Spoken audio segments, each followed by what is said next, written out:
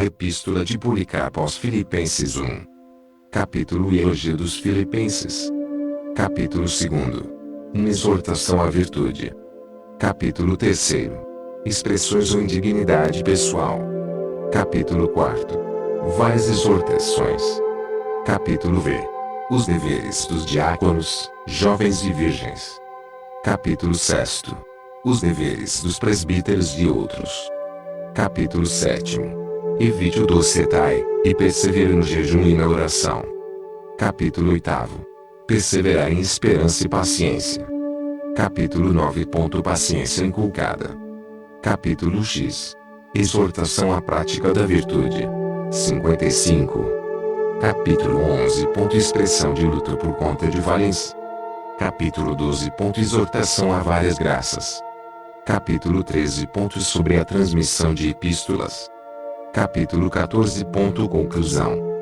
A Epístola de Policarpo aos Filipenses 1. Policarpo, e os presbíteros dois com ele, a Igreja de Deus peregrinando em Filipos, misericórdia para com você, e paz do Deus Todo-Poderoso, e do Senhor Jesus Cristo, nosso Salvador, sejam multiplicados. Capítulo e elogio dos Filipenses. Regozijei-me muito com você, nosso Senhor Jesus Cristo, porque seguiu o exemplo 3 do amor verdadeiro, mostrado por Deus, e acompanhou, como se tornou você, aqueles que estavam presos em correntes, os enfeites adequados dos santos, e que são de fato os diademas dos verdadeiros eleitos de Deus e de nosso Senhor, e por causa da forte raiz de sua fé, de que fala dias 4 longa passados, dura até agora, e frutas diante traz ao nosso Senhor Jesus Cristo, que por nossos pecados sofreu até a morte, mas, a quem Deus ressuscitou expulsou os mortos, soltando os bandos da sepultura. Ciclo em quem, embora agora não o vedes, credes e crentes, regozijate com alegria indizível e cheia de glória. Cis na qual muitos desejam entrar, sabendo que pela graça sois salvos, não das obras 7, mas pela vontade de Deus por meio de Jesus Cristo. Capítulo 2. Uma exortação à virtude. Portanto, erguendo seus lombos, 8 sirva ao Senhor com medo 9 e verdade, como aqueles que abandonaram a vaidade, a conversa vazia e o erro da multidão, e creram nele que ressuscitou nosso Senhor Jesus Cristo dos mortos, e lhe deram glória 10 e um trono à sua direita. Para ele todas as coisas 11 no céu e na terra estão sujeitas. Ele todo o Espírito serve. Ele vem como juiz dos vivos e dos mortos. 12 Seu sangue Deus exigirá daqueles que não creram nele.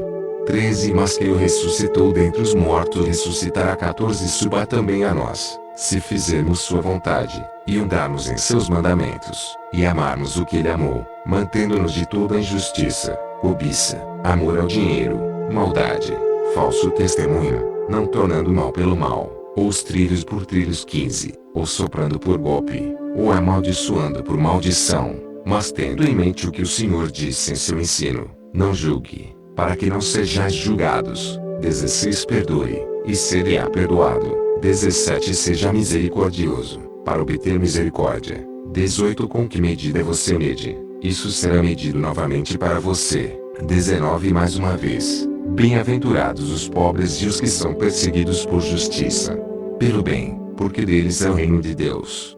20. Capítulo 3. Expressões ou indignidade pessoal. Escrevo-lhes estas coisas, irmãos, a respeito da justiça, não porque tomo algo sobre mim, mas porque me convidastes a fazê-lo. Pois nem eu, nem nenhum outro, pode chegar à sabedoria. 21 Do abençoado e glorificado Paulo. Ele, quando entre vocês, ensinou com precisão e firmeza a palavra da verdade na presença daqueles que estavam vivos.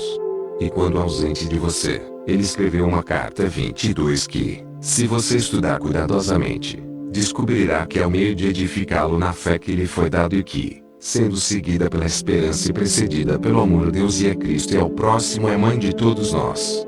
23 Pois, se alguém possui interiormente essas graças, ele cumpriu o mandamento da justiça, uma vez que aquele que ama está longe de todo pecado.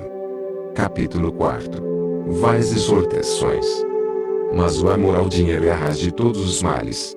24 Sabendo, portanto, que como nada trouxemos ao mundo, para que nada possamos realizar. 25 Nos arme com a armadura da justiça. 26 E ensinemos, antes de tudo, a nós mesmos a andar nos mandamentos do Senhor. Em seguida, ensine suas esposas a andar na fé que lhes foi dada, e no amor e na pureza, amando eternamente seus próprios maridos em toda a verdade, e amando todos os outros igualmente em toda a castidade, e treinar seus filhos no conhecimento e no temor de Deus. Ensine as viúvas a serem discretas no que diz respeito à fé do Senhor, orando continuamente. 27 Para todos, estar longe de toda calúnia, fala mal, testemunha falsa, amor ao dinheiro e todo tipo de mal, sabendo que eles são o altar. 28 De Deus, que ele claramente percebe todas as coisas, e que nada é oculto dele, nem raciocínios, nem reflexões, nem nenhuma das coisas secretas do coração. Capítulo V. Os deveres dos diáconos, jovens e virgens. Sabendo, então, que Deus não é escarnecido. 29 Devemos andar dignos de seu mandamento e glória. Da mesma maneira, os diáconos devem ser irrepreensíveis diante da face de sua justiça, como servos de Deus e Cristo. 30 E não dos homens. Eles não devem ser caluniadores, de língua dupla. 31 Ou amantes de dinheiro, mas temperados em todas as coisas, compassivos, diligentes, andando de acordo com a verdade do Senhor, que é o servo. 32 De todos.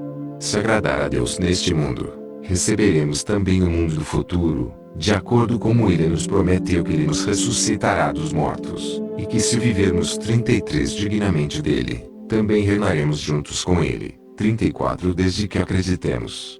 Da mesma maneira, que os rapazes também sejam irrepreensíveis em todas as coisas, tendo especial cuidado em preservar a pureza e mantendo-se, como com freio, de todo tipo de mal. Pois é assim que deve ser cortado. De 35 Os desejos que estão no mundo, uma vez que cada arreta luxúria contra o espírito. 36 E nem os devassos, nem os efeminados, nem os abusadores de si mesmos com a humanidade, herdarão o reino de Deus. 37 Nem aqueles que fazem coisas inconsistentes e impróprias. Portanto, é necessário abster-se de todas essas coisas, estando sujeito aos presbíteros e diáconos, como a Deus e a Cristo. As virgens também devem andar em uma consciência pura e sem culpa. Capítulo 6. Os deveres dos presbíteros e outros.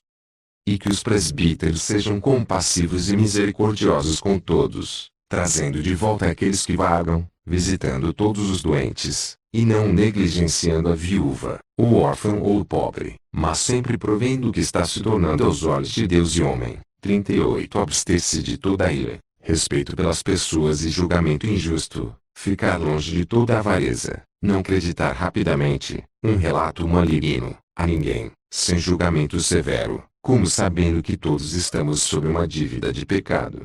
Se então pedimos ao Senhor que nos perdoe, também devemos perdoar a nós mesmos. 39 Porque estamos diante dos olhos de nosso Senhor e Deus, e todos devemos aparecer no tribunal de Cristo, e todos devem prestar contas de si mesmos.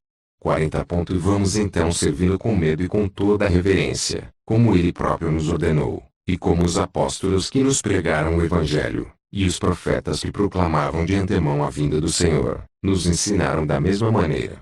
Sejamos zelosos na busca daquilo que é bom, mantendo-nos livres das causas da ofensa, dos falsos irmãos e daqueles que, com hipocrisia, carregam o nome do Senhor, e atraímos os homens vãos ao erro. Capítulo 7. Evite o docetai, e persevere no jejum e na oração. Porque todo aquele que não confessa que Jesus Cristo veio em carne é o anticristo. 41 E todo aquele que não confessa o testemunho da cruz. 42 É do diabo, e todo aquele que perverte os oráculos do Senhor às suas próprias concupiscências e diz que não há ressurreição nem julgamento, ele é o primogênito de Satanás. 43 Portanto, abandonando a vaidade de muitos, e suas falsas doutrinas, voltemos à palavra que tem sido transmitida a nós. De 44 Começo, vigiando a oração. 45 E perseverando em jejum, implorando em nossas súplicas o Deus que tudo vê para não nos levar à tentação. 46 Como o Senhor disse, o espírito está realmente disposto, mas a carne é fraca. 47. Capítulo 8. Perseverar em esperança e paciência.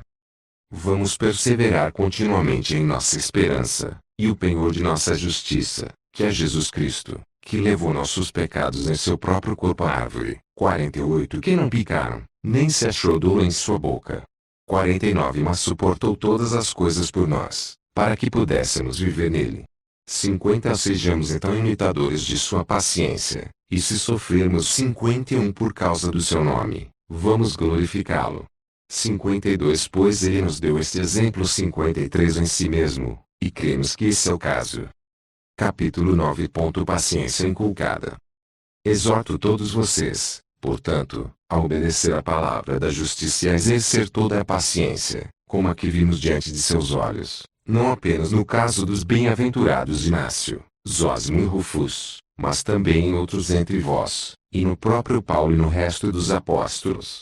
Esta a fazer, na certeza de que tudo isso não ter corrido 54 em vão, mas na fé e justiça, e que eles são, agora, em seu devido lugar na presença do Senhor, com quem também eles sofreram.